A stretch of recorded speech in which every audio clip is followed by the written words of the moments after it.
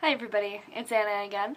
I am going to make the theme of this video reading habits and like the weird reading habits that people have. And I'd really like you guys to interact with this one. Comment if you'd like, or check us out on our blog, which Ivy has mentioned, and just get in contact with us. I want to know what your weird reading habits are. Mine, the weirdest one that I actually get criticized for a lot is I always want to read the last sentence of a book.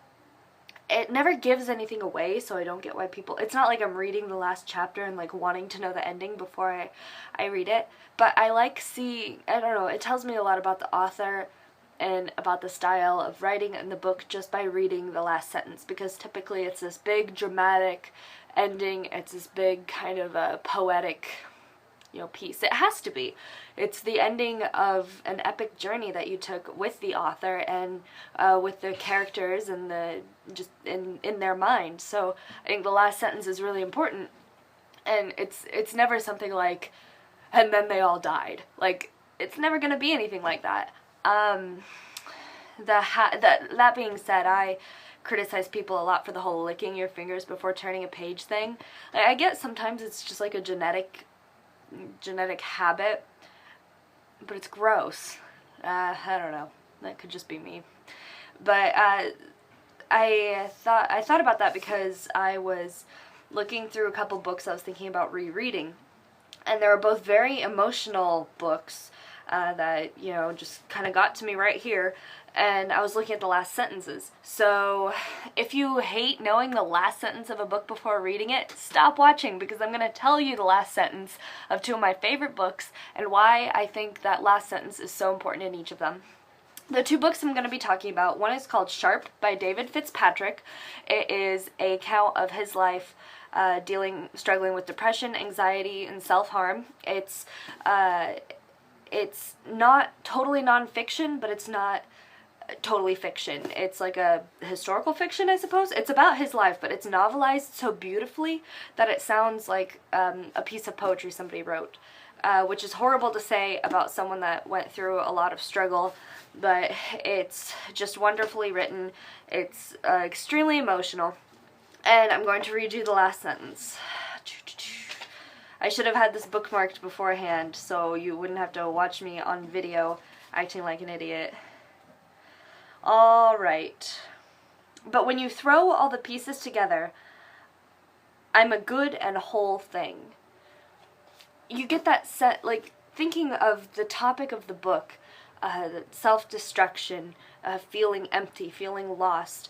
To hear that kind of ending, it almost makes me emotional, because that kind of resolution that the author found, that kind of soft warmth you get just from the self-realization that I am a good thing, I am important, and I'm whole, I'm not some broken thing.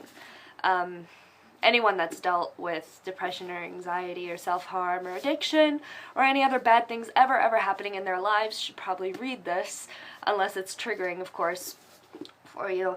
But I know everyone's experienced some kind of bad things in their life, and everyone's felt like bad feelings about themselves, so I think that's really important. And with such a harsh, sharp, didn't mean to make that pun, a harsh title and theme, that last sentence giving me that warm feeling of resolution made me think, yes, I have to see what happens, how it goes from what I see on the cover to what I read in the last sentence. Now, the next book I'm going to be telling you about will tear your heart out. It's Paper Towns by John Green.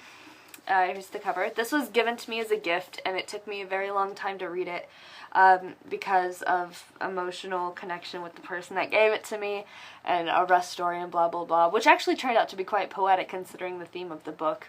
I just want to read a little bit of the inside flap of the book, because it's kind of hard to tell you a lot about it without giving too much away, because I don't know, it focuses on two main characters, and like I like in some of my more earlier reviews of these kind of surrealist, mind-boggling type books, this has that classic John Green writing style, that very relatable characters, they tug your heart in, but there's that little element of like, what the heck is going on, which is a lot of fun.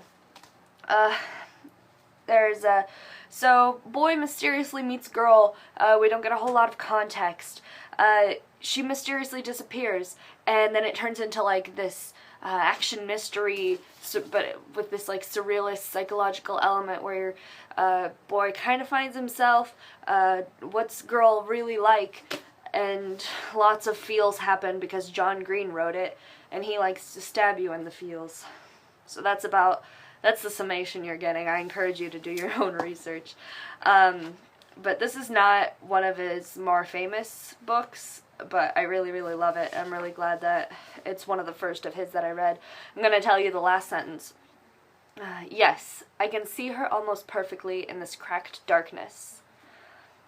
Now, knowing what I told you about what this book is about, which is basically what you get from the jacket, reading and everything like that, and then getting that last sentence being so definite, and then also cracked darkness, like you imagine, I pictured a broken window, or like in a mysterious warehouse or something, or maybe it's on a street and there's a crack of light coming from a street light beam, you know, kind of ruining the darkness and everything's kind of blurry. You know, what does cracked darkness mean?